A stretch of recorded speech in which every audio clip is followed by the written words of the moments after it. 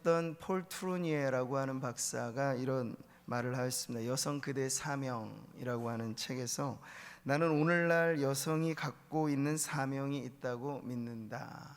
참 지금 읽어보면 밋밋한 그 표현이죠. 근데 사실 지금에 이르러서야 우리가 여성, 사명, 이런 부분들이 낯설지 않은 것이지만요, 이게 20세기 들어오기 전까지만 해도 이건 매우 낯선 표현이었습니다. 그런 맥락에서 오늘 우리가 여성의 교회 안에서의 위치, 또 사명, 이런 것이 오늘 이 급류와 같이 휩쓸리는 이 세상은 지금 여성에 대한 운동이 오늘날 페미니즘, 이건 아주 현대적인 이슈죠. 이런 부분들이 있을 때 교회는 과연 어떠한 중심을 가지고 여성도로서의 사명을 감당해야 할 것인가 하는 점을 함께 살펴보려고 합니다. 물론 그렇다고 오늘 이 설교의 주제가 여성 운동이니 페미니즘 이런 것들을 말하려는 것은 아닙니다. 그러나 다만 우리가 교회 안에서 정말 지구의 반은 여성이잖아요. 남성, 여성, 이 중요한 자리에서 우리의 정체성을 어떻게 갖고 하나님께서 고유하게 맡겨주신 사명을 어떻게 감당할 것인가 하는 점에 있어서는 우리가 오늘 이 시대 조류 속에 크리스천 여성으로서 또 여전도의 회원으로서 우리 정체성을 다시 한번 되새길 필요가 있겠습니다. 사실 제가 앞서도 말씀드린 것처럼 이런 어떤 여성들의 발언 내지는 어떤 사회에서의 역할, 이것이 대두된 것은 꽤나 오랜 이야기가 아니고 근래 들어서 이야기들이죠. 자유와 또 혹은 사회주의, 여러 어떤 사상적인 영향을 따라서 이 세상 안에서 일어나는 그런 급격한 변화입니다. 그러나 우리는 그런 관점에서만 보는 것이 아니라 해묵은 갈등이거든요. 사실은 아담이 범죄 이후에 당시 딱 두 사람이었을 때부터, 아담과 하와 지구상에 딱 두 사람이 존재하는 그때부터 사실 갈등이 빚어지게 된다는 거예요. 아담의 원죄 이후에 하나님께서 이렇게 말씀하셨죠. 여성에게 대한 말씀이에요. 너는 남편을 원하고 남편은 너를 다스릴 것이니라.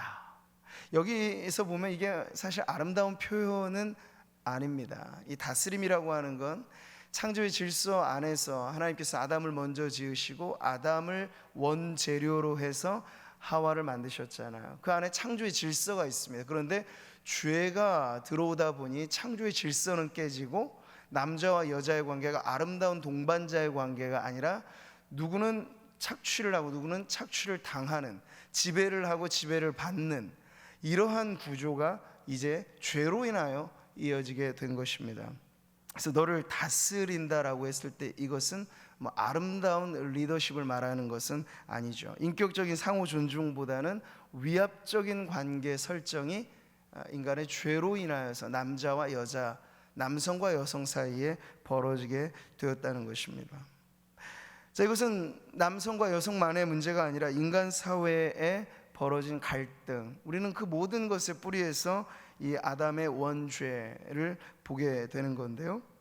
그래서 저는 오늘날의 이 여성 운동이 간과하고 있는 것이 이 기독교적인 가치관 안에서 그저 남자와 여자의 어떤 그 갈등 관계로만 혹은 사회적인 구조의 문제로만 생각하는 여성 운동은 그 첫 출발 자체가 조금은 잘못 맞춰진 것이라고 할 수 있겠죠. 우리는 그보다 더 심각한 뿌리를 봐야 됩니다. 인류의 죄라고 하는 것이 일으킨 그 문제로 인하여서 우리가 서로 갈등을 빚는 관계가 아닌데, 그럼에도 불구하고 이 사회 안에서, 역사 안에서 남성과 여성의 이 문제가 첨예한 대립을 이렇게 갖게 된다 하는 것을 바로 그 죄의 문제로 보는 거죠. 그래서 여성의 회복된 지위를 말할 때도 이 시대의 어떤 그 운동에 따라서 우리가 여성의 지위가 낮다가 높아지고 그런 문제로 취급하는 것이 아니라 창조, 타락, 구속 하는 이런 구원의 전체 흐름 속에서 우리 여성이 어떻게 제 역할을 해야 할 것인가 하는 성경적인 답을 찾는 것이 필요하겠습니다. 자, 성경의 본래 원형적 상태에서 여성은 참으로 아름답고 존귀한 상태였습니다. 그래서 인류의 가장 처음에 쓰여진 시가 바로 아담의 시인데, 그 아담이 시를 쓴 영감의 대상은 바로 하와였습니다. 그래서 이런 노래가 불러진 거죠. 이는 내 뼈 중에 뼈요 살 중에 살이라. 이것을 남자에게서 취하였은즉 여자라 부르리라. 내 뼈 중에 뼈요 살 중에 살. 이게 이 히브리어로 보면 이 아름다운 대꾸를 이루는 시, 노래라고 할 수 있겠어요. 자, 이토록 아름다운 피조물, 그 아름다운 이름이 바로 여자입니다. 요즘 청년들 결혼식장에서 보면 가끔 이제 들려지는 축가 중에 이런 축가가 있어요. 이쉬가 이샤에게라는 그런 축가인데요. 히브리어로 남자 이쉬, 여자 이샤 이건데, 남자 여자라고 하면 우리가 어감이 좀 서로 동질감이 없잖아요. 근데 원어로 보면 남자에게서 취하였은즉 여자로 부르리라 했을 때 이 아담이 아주 기막히게 이름을 잘 짓는데 발음 자체가 아주 비슷하잖아요. 이 이샤에서 이쉬, 이렇게 지금 나오는 거니까요. 이쉬가 이샤에게. 그 청년들이 요즘에 선호하는 축가 내용이 바로 이렇습니다. 내 그댈 기다렸소, 매일 꿈꿔왔소, 주의 손을 잡은 아리따운 그대 모습. 이제 깨어나오, 함께 걸어가오, 주가 주신 동산 다스리며 걸어가오. 이게 바로 이 결혼식장에서 축가로 자주 불려지는 노래 가사입니다. 이 창조시 불려졌던 아름다운 노래이죠. 그리고 우리는 구약 성경에서 남녀의 회복된 가장 아름다운 모습을 보여주는 또 한 권의 책을 압니다. 바로 아가서가 그렇죠. 그 안에 물론 우리는 이 성경을 해석할 때 그리스도와 교회의 관계로 이것을 해석합니다만, 당시 내용 안에서 보면 남자와 여자, 연인 간의, 신랑과 신부 간의 아름다운 사랑 고백이 원의로 이 아가서에 자리 잡고 있습니다. 자, 그래서 우리는 이 모든 것을 통해서 봤을 때 죄라고 하는 문제가 우리 안에 끼어 들어오기 전까지 남성과 여성은 참으로 하나님의 아름다운 피조물이라고 하는 걸 보게 되죠. 그래서 결혼의 의미를 말할 때 이러므로 남자가 부모를 떠나 그의 아내와 합하여 둘이 한 몸을 이룰지로다 라고 그 연합의 하나됨을 이렇게 보여주고 있습니다. 자, 그런데 비극이 일어난 건 바로 에덴 동산에서부터 이 죄 가운데 그 관계에 심한 균열이 일어나게 된 거죠. 타락의 결과, 그래서 근본된 죄 문제가 해결되지 않은 채로 오늘날 여권 신장 비롯한 여성 운동, 이 모든 것들은 지금 남성과 여성을 대조시키는, 그리고 그 갈등 양상을 더 부각시키는 방법으로 오늘날의 여성 운동이 발전했다고 볼 수 있죠. 근데 여기서 진정한 해결의 답은 무엇일까요? 낮은 지위를 높여주고 그래서 남성보다 더 상위로 올라가는 게 진정 여성의 해방이고 회복일까? 그렇지 않습니다. 오늘 우리는 본문 말씀에서도 보듯이 복음적인 이 여성의 참 모습을 회복한다라고 하는 것은 단순히 이 시대가 가지고 있는 그 기준에 따라 우리가 편성하느냐 마느냐의 문제가 아니고, 이 복음으로 인해서 여성들의 그 정체성 자체가 어떻게 다시 자리매김하느냐 하는 것이 중요한 관건이라고 할 수 있겠습니다. 자, 오늘 우리가 읽은 말씀에 복음으로 회복된 여성의 참된 모습을 보여주고 있습니다. 우리가 보면 미스 코리아니 미스 유니버스니 하는 그러한 진선미 막 이렇게 뽑을 때 그 기준이라고 하는 게 말하지 않아 우리가 다 알고 있는 그런 기준들이죠. 네. 근데 그런 기준에서의 여성의 아름다움을 사실 성경에서는 어디에서도 강조한 적이 없습니다. 신체 사이즈를 성경이 말한 적이 전혀 없어요.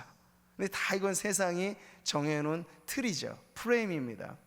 근데 성경은 오히려 이것과는 전혀 다른 기준에서 여성의 아름다움을 우리들에게 보여주고 있습니다.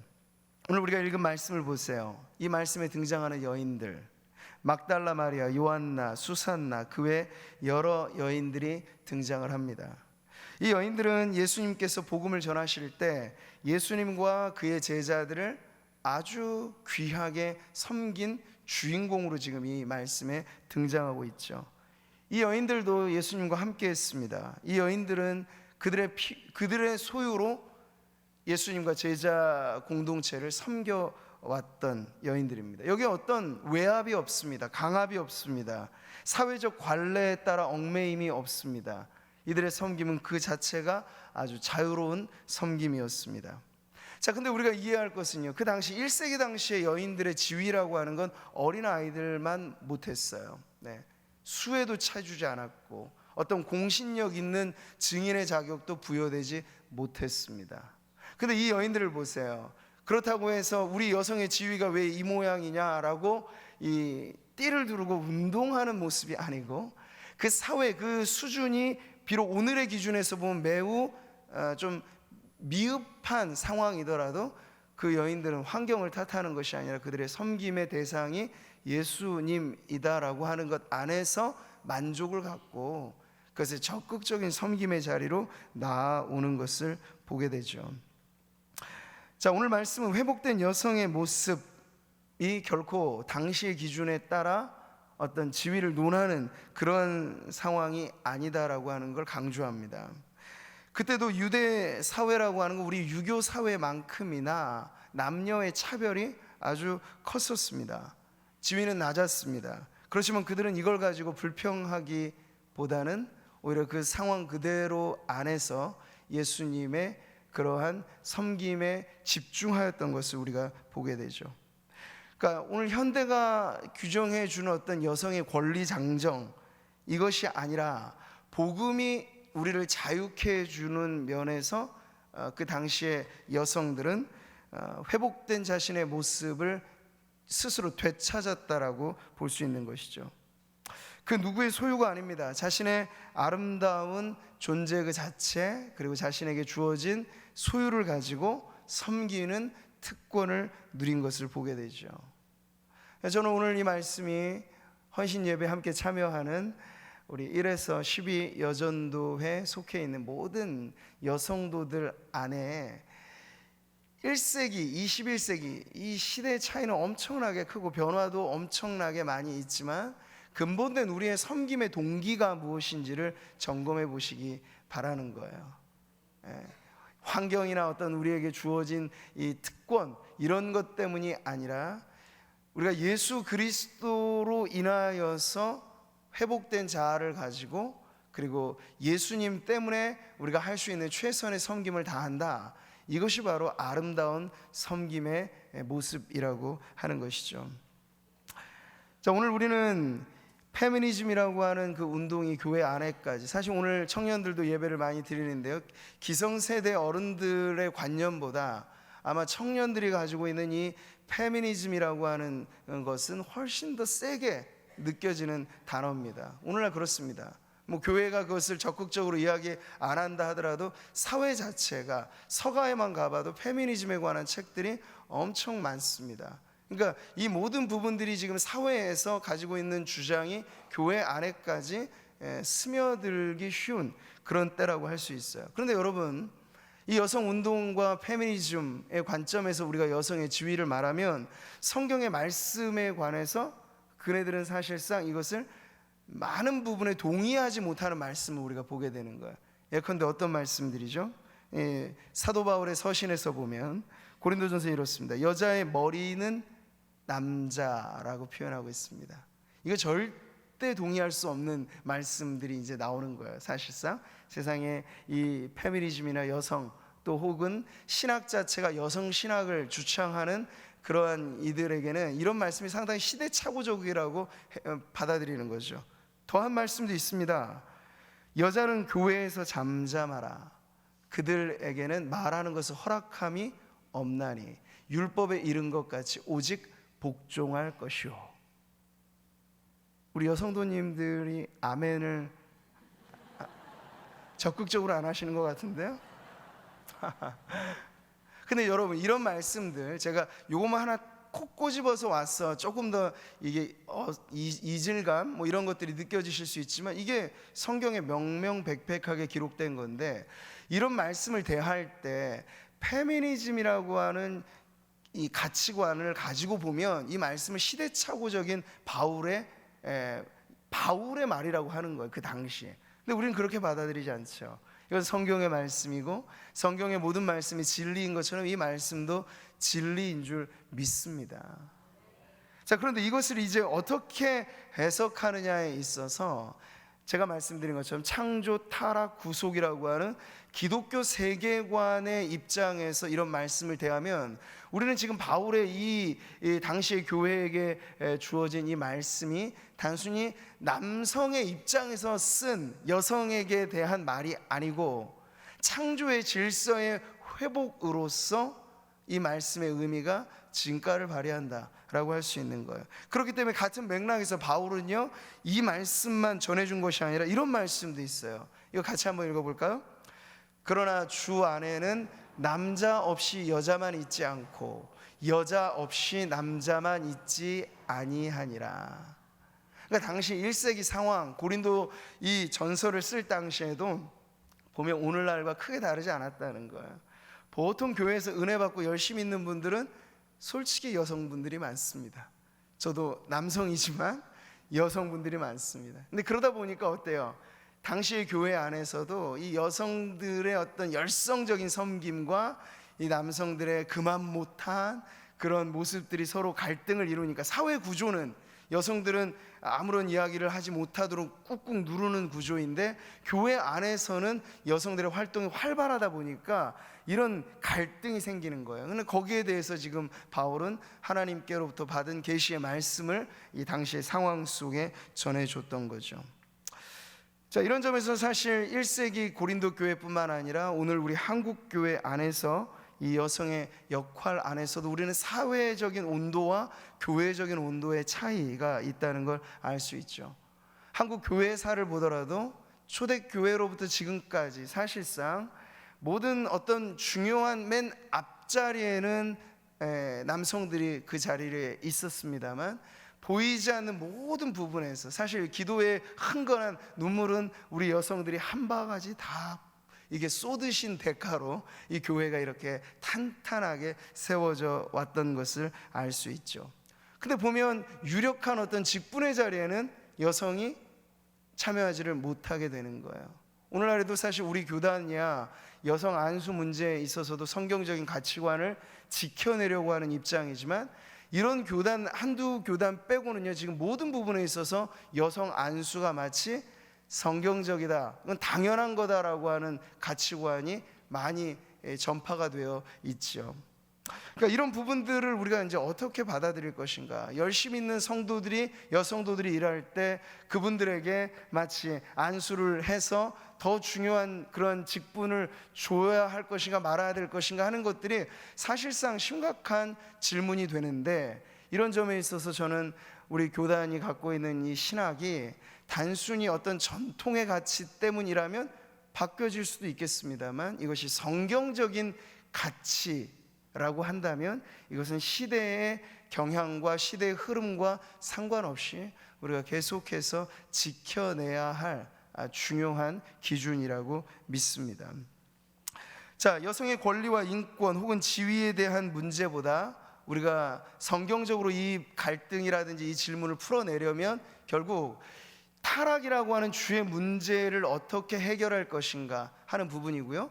그래서 우리가 예수님을 믿어서 구원받았을 때 그러면 죄가 이 땅에 들어오기 이전의 창조의 섭리로 우리가 어떻게 아름다운 회복을 이룰 수 있을까, 그런 관점에서 보게 되면요 단순히 어떤 직분을 여성에게 줄 것인가 말 것인가의 문제가 아니라 하나님께서 원래 아담과 하와가 죄짓기 이전에 가지고 있었던 그 아름다운 동반자된 관계 속에서 하와는 분명 아담을 원재료로 하여서 그 뒤에 창조를 받았고 그런 창조의 질서 때문에 이 남녀의 결혼 관계 안에서 성경은 여자의 머리가 남자라고 하는 것이지 사회적인 어떤 관념에서 위압적인 관계 설정을 그렇게 말한 것이 아니란 이야기예요.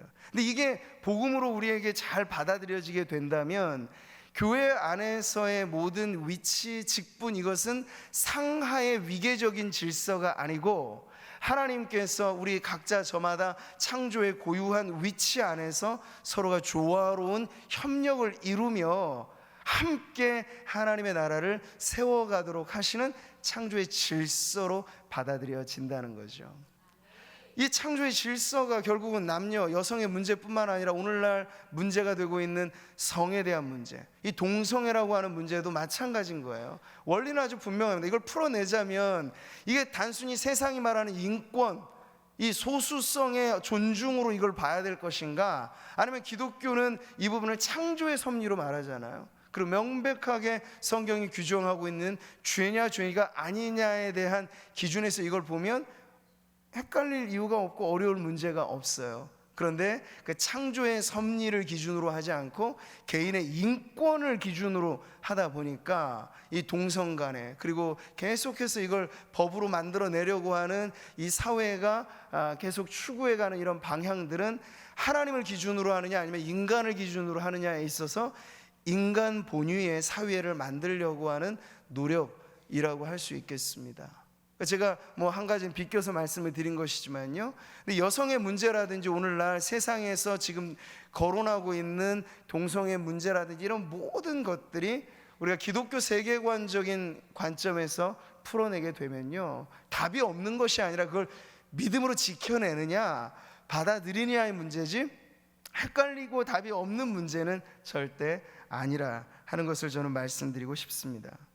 자, 이제 결론부에 적용하면서 우리는 구미 상모교회 여성도들의 모습을 오늘 이 말씀을 통해서 비춰봅니다. 우리 교회가 지나왔던 이런 세월 동안에 귀한 많은 분들이 그 자리를 지나오셨습니다.